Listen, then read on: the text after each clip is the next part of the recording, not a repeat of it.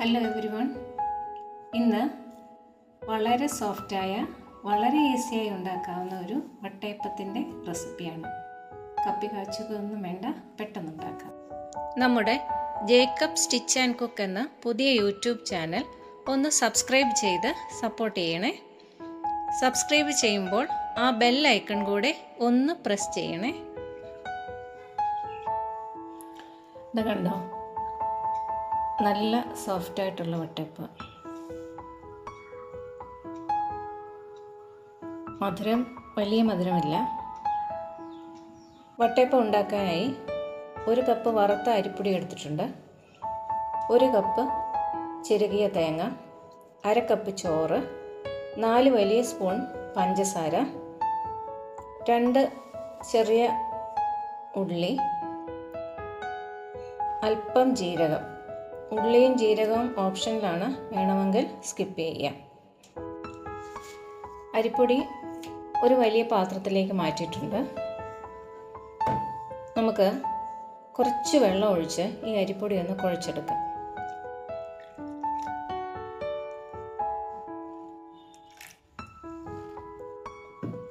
വെള്ളം കൂടി പോകരുത്.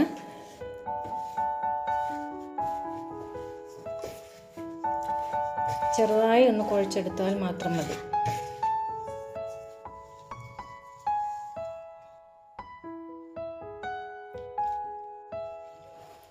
അരിപ്പൊടി ഞാൻ ഇതുപോലെ ഒന്ന് കുഴച്ച് വെച്ചിട്ടുണ്ട്. ഇനി ഇതൊരു 10 മിനിറ്റ് ഒന്ന് മാറ്റി വയ്ക്കാം. ഒരു മിക്സി ജാറിലേക്ക് കുഴച്ച് വെച്ച അരിപ്പൊടി, തേങ്ങ, ചോറ്, പിന്നെ പഞ്ചസാര,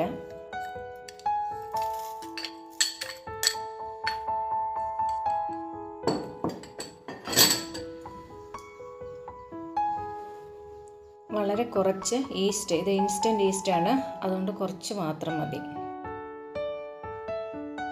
ഈസ്റ്റിൻ്റെ കാര്യം പറയാൻ വിട്ടുപോയതാണ്. പിന്നെ ഈ ഉള്ളി ഒന്ന് ചതച്ചിടണം, ജീരകവും കൂടെ ഇതിൻ്റെ കൂടെ ചേർക്കാം. ഉള്ളി ഒന്ന് ചതച്ചിട്ടേ ഇടാവുള്ളൂ. ഇനിയും ഇതെല്ലാം കൂടെ കുറച്ച് വെള്ളം കൂടെ ചേർത്ത് ഒന്ന് നന്നായി അരച്ചെടുക്കുക. ഒരുപാട് വെള്ളം ചേർത്ത് ലൂസായി പോകരുത്, കുറച്ച് വെള്ളമേ ചേർക്കാവൂ. ഞാനെല്ലാം നന്നായി അരച്ചുകൊണ്ട് വന്നിട്ടുണ്ട്. ഇത് കണ്ടോ, ഇതാണ് കൺസിസ്റ്റൻസി.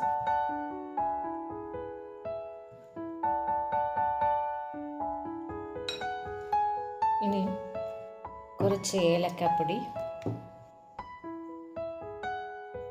കുറച്ച് മതി, ഉപ്പ്,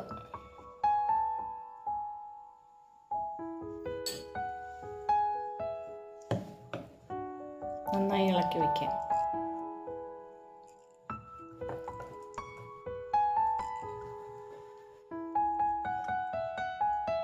ഇനി ഇത് പൊങ്ങി വരുമ്പോൾ മധുരം പോരാതുണ്ടെങ്കിൽ 1-2 സ്പൂൺ പഞ്ചസാരയും കൂടെ നമുക്ക് ചേർക്കാം.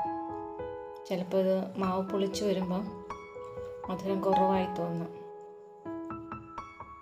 ഇപ്പം നല്ല മധുരമുണ്ട്, പുളിച്ച് വരുമ്പോൾ കുറച്ച് മധുരം കുറവായേക്കാം. അതുകൊണ്ട് 1-2 സ്പൂൺ പഞ്ചസാരയും കൂടെ 1.5 ചേർത്താൽ മതി.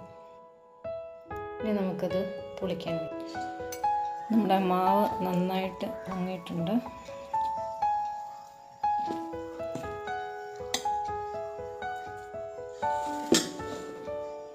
ഇതിനെ നമുക്ക് നെയ്മയം പുരട്ടിയ ഒരു പാത്രത്തിലേക്ക് മാറ്റി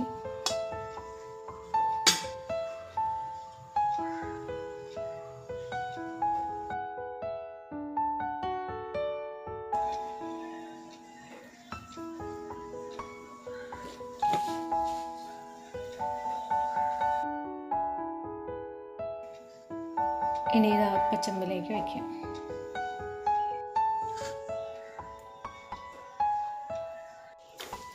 നമ്മുടെ വട്ടയപ്പം റെഡിയായി. ഇത് കണ്ടോ, നല്ല സോഫ്റ്റായിട്ടുള്ള വട്ടയപ്പമാണ്. മധുരം അധികമില്ല. ഞാൻ കൂടുതൽ പഞ്ചസാര ചേർത്തുമില്ല. എല്ലാവരും ഒന്ന് ട്രൈ ചെയ്ത് നോക്കണേ.